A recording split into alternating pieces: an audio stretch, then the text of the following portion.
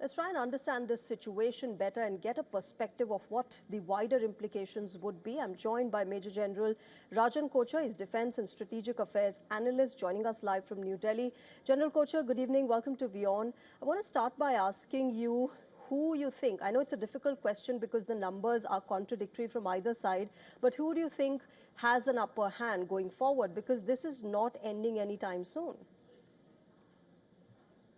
Thank you very much for inviting me. See, this is not a conventional war which we are talking about, because if you try to analyze the areas where the war fighting is taking place, I have divided this entire zone into three specific areas.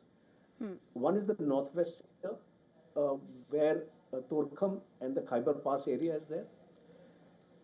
The next is the central mountain sector where Spin, Bodak and Chaman you're crossing, if you actually see on the map. And the third is the southern sector where Ghazni, Paktika and the Bajaur axis is there, which I just saw on your map also.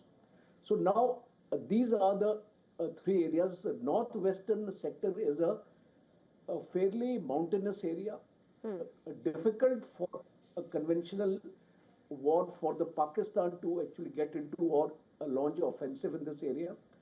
Central mountain sector is a plateau kind of an area. It is much easier for tanks to actually move in this area and engage the Afghanis. And the third is the southern sector, which is again a mountainous area like the northwestern sector. So I don't think if Pakistan is talking about war ho gaya, like it's an open war or something like that, it's not happening, because Pakistani forces are not moving into Afghanistan because they know that the moment they move into Afghanistan, there's going to be very, very heavy casualties.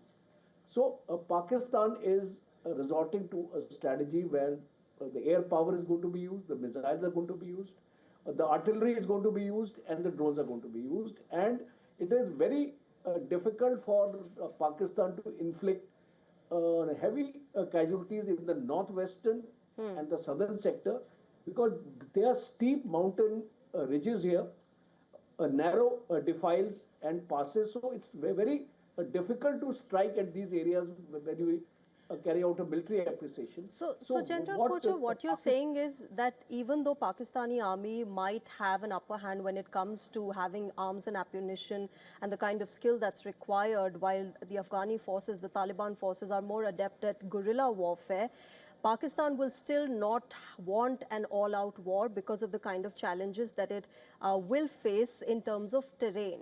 But as far as support from allies and regional situation is concerned, General Kochar, you know, you've got the Pakistan foreign minister talking to the Saudi Arabian foreign minister, the Turkey foreign minister.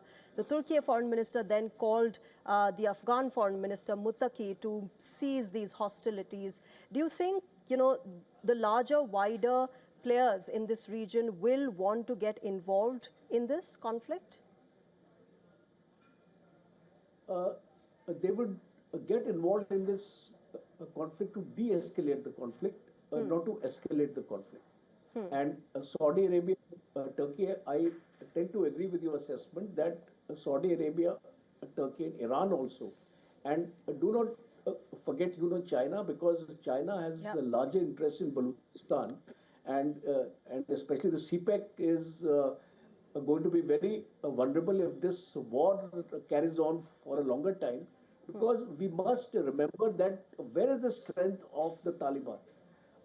The strength of the Taliban is in asymmetric warfare, hybrid warfare, a proxy warfare, suicide bombers. So Pakistan is vulnerable because a large amount of Afghan refugees are still in Pakistan, and they can be a source of disturbance to the Pakistan military.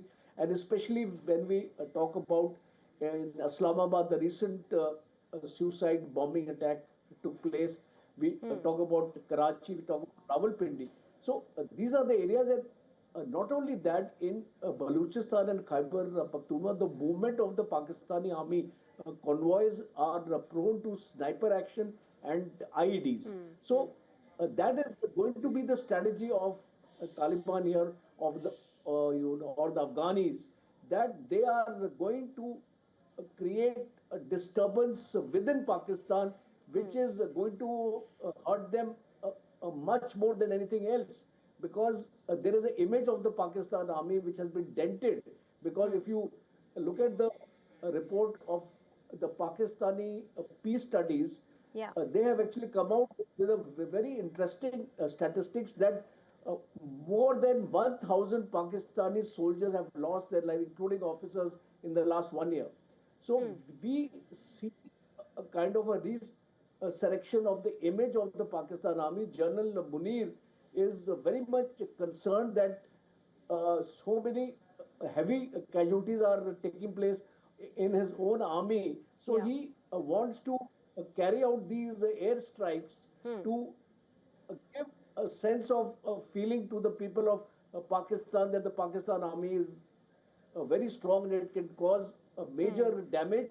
But I think in the assessment, in damage assessment as of now, I think the Afghanistan army has had upper hand, Okay. because 19 Pakistani posts have been captured, Yeah. and a large number of Pakistani soldiers have been taken prisoners of war. And why it is happening is because it's a 2,640 Yeah. kilometers of border, which does not have adequate Pakistani military strength to guard each and every point of the border. So the infiltration is also easy, and it is Yeah. very, very easy So it's a for the dicey situation Taliban with a to launch porous attack. border, General Kochar, is what you're saying. We'll have to wait and see what happens in the next few hours, in the next few weeks. I'll leave it there. Thank you very much for joining us on WION and helping us understand this wider picture. So thank you very much.